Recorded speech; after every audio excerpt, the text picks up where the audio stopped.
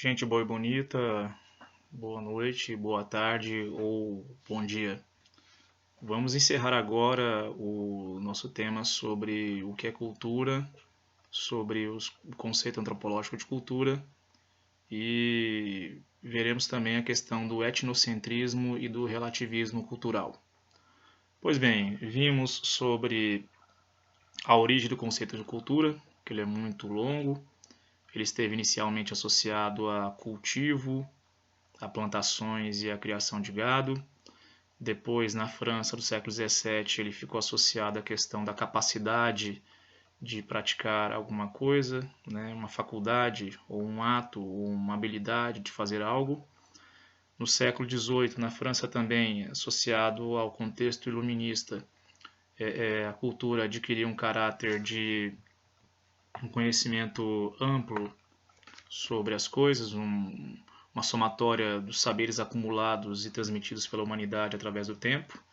Noção essa de cultura que teve grande influência na própria constituição do conceito antropológico de cultura e que depois o Edward Bernard Taylor formulou para nós o primeiro conceito antropológico de cultura. O Taylor, inclusive, ele separou, isso os iluministas já tinham feito, mas o Taylor ele fortaleceu a noção e separou as noções de natureza e cultura e deu a primeira definição antropológica de cultura como um todo complexo de tradições, costumes, hábitos que nós aprendemos em sociedade, ou seja, nós aprendemos, nós adquirimos com a socialização, com a convivência, com a prática, com indivíduos de nossa sociedade, nossa coletividade. Então a cultura para o Taylor, isso ele deve aos iluministas, não é natural e não é inata. A cultura ela é aprendida na nossa coletividade. Depois vimos sobre os antropólogos que contribuíram para a construção do conceito de cultura. O Franz Boas ele quebrou aquela visão hierarquizada, eurocêntrica, e disse que as culturas não são hierarquizadas ou melhores ou piores do que as outras, elas são simplesmente diferentes. Após o Boas veio o Alfred Kreber, que disse que a cultura surgiu de maneira rápida, bem rápida e repentina, estando diretamente atrelada à evolução biológica do ser humano. A evolução biológica foi lenta, mas a criação da cultura foi rápida, e é aquilo que nos diferencia de outros animais. O Lévi-Strauss disse que a cultura surgiu de maneira lenta, muito lenta, e a cultura que nos diferencia dos outros animais, é o que nos diferencia, surgiu quando nós inventamos a primeira regra, ou a mãe de todas as regras, que é a regra do incesto. O Leslie White, contemporâneo do Lévi-Strauss, ele propôs que a cultura, aquilo que nos diferencia dos outros animais, é a capacidade que nós temos de gerar símbolos. Símbolos esses que nós expressamos através da linguagem. O Clifford Geertz, ele disse que cultura é um conjunto de rede de significados que as culturas atribuem a certas atitudes que nós temos na nossa coletividade, na nossa cultura. Só lembrar da situação da piscadela que eu citei para vocês no vídeo anterior.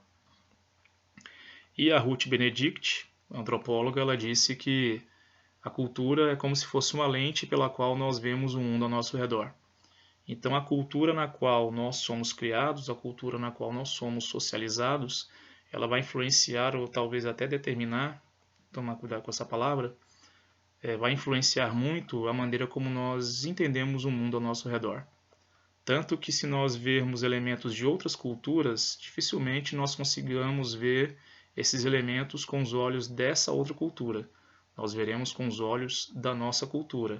Cultura essa que nós aprendemos em nossa coletividade. Quando nos deparamos com cultura e a questão da diferença, da aceitação da diferença ou da alteridade, ou da negação da autoridade, temos duas perspectivas possíveis. Temos a perspectiva do etnocentrismo e a perspectiva do relativismo cultural. O que é o etnocentrismo? O etnocentrismo nada mais é do que um estranhamento relativo à depreciação, ao rebaixamento hierárquico, e a negação da alteridade, ou a negação da diferença, ou a depreciação daquilo que torna o outro diferente, tanto na questão da culinária, da estética ou do sotaque. Então, quando fazemos deboche com colegas que vêm de outros estados, que têm outros sotaques, outros valores estéticos, que consomem a culinária diferente da nossa, e nós não entendemos aquilo como simplesmente diferente, mas como algo estranho ou até mesmo inferior, nós estamos sendo etnocêntricos. Etnocêntricos é uma perspectiva de lidar com a diversidade cultural, negando essa diversidade cultural e rebaixando aquele que é diferente. Uma outra perspectiva relacionada à aceitação do outro, à aceitação daquele que é diferente, que não é bom nem ruim, ele simplesmente é diferente de nós, é uma perspectiva que nós chamamos de relativismo cultural. E essa perspectiva do relativismo cultural, ela pede ou ela exige que nós reconheçamos a diferença do outro, tentando ver o mundo pelos olhos desse outro.